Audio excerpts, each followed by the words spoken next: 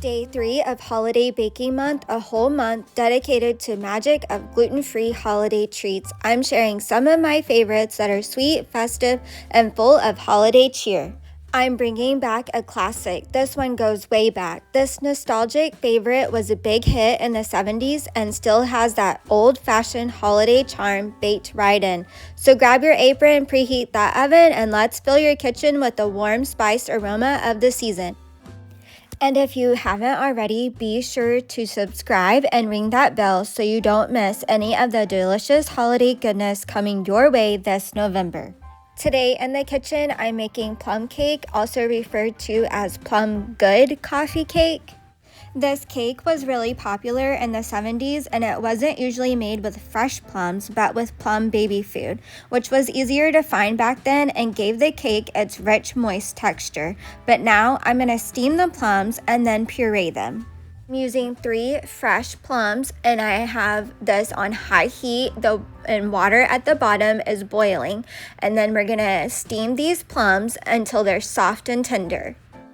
These plums have been steaming and they're soft and tender to the touch, so I'm going to go ahead and take them out and let them cool down. And just be careful taking these out as they're in the boiling water, and then I'm going to put them onto a cooling rack and let them cool. The plums have been cooling for a bit, so now I'm going to put them into the Ninja blender and we're going to puree them. First, I'm going to cut them up and take out the pits and then take off the skin.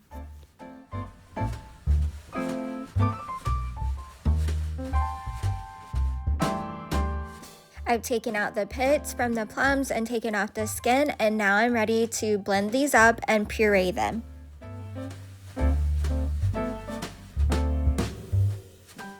And then I'm just going to put the lid on here, and then I will blend it up however long it takes for it to be pureed.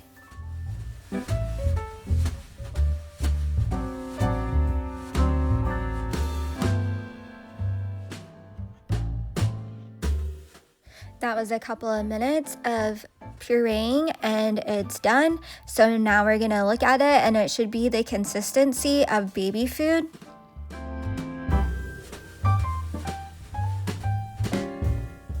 I'm pureeing these plums the night before I make the cake, so I'm going to go ahead and pour this into a canning jar.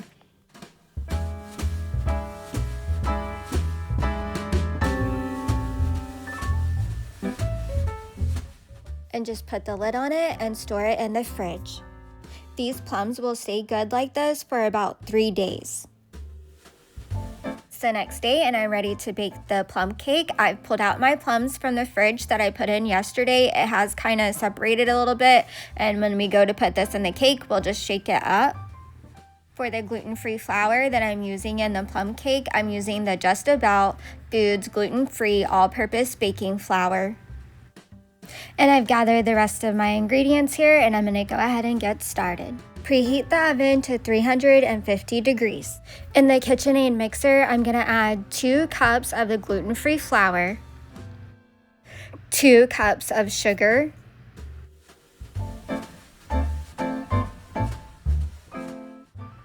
1 cup of oil,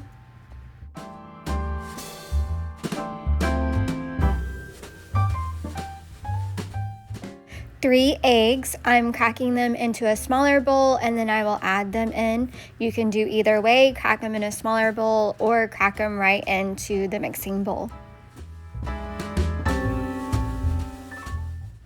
1 teaspoon of baking soda, 1/4 teaspoon of salt, 1 teaspoon of cinnamon, ground cloves, 1 teaspoon, allspice, 1 teaspoon, and then I have the pureed plums. I'm going to give that a shake, and then I'm going to measure this out into a measuring cup, and most likely it's going to be the 1 cup that we need. I usually make this with 3 plums, and it usually comes out right at the 8 ounces. If you were using the original recipe, it would be 2 jars of the plums, which would be 4 ounces each. But since they no longer carry the plum baby food, we puree the plums, and it comes out perfectly with using 3 plums, and you get the 8 ounces. And then just pour that right into the mixer.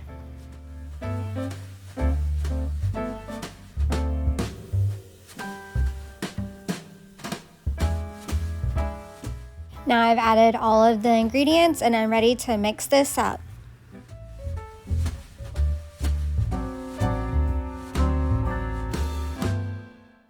I don't want to mix this too long, just mix it until it's just combined. It's done mixing, and I'm going to give this a stir and scrape down the sides. I like to make the plum cake into the bundt pan. I'm going to grease this up with some Pam. And just pour the batter right into the bundt pan.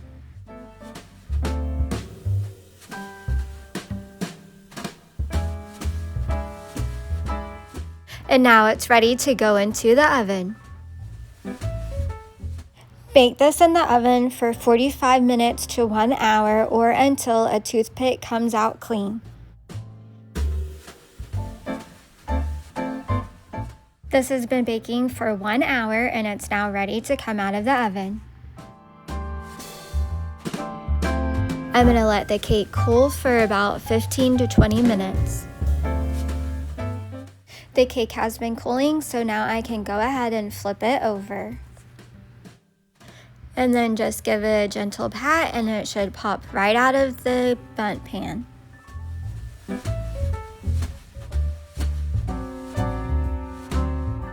And then on top, I'm going to add some powdered sugar. Just sprinkle that right on top. This old-fashioned spiced cake was a staple at potlucks, Christmas parties, and church gatherings, the kind of recipe that you swapped amongst friends. And the best part, it's ridiculously easy and plum good, just like the name says. My husband's aunt used to make this during the holidays, and she gave me the recipe one time when she came out to visit us. I changed the recipe to, instead of using the flour, I used the gluten-free flour, and I also changed out the 2 plum baby jars and made the pureed plums.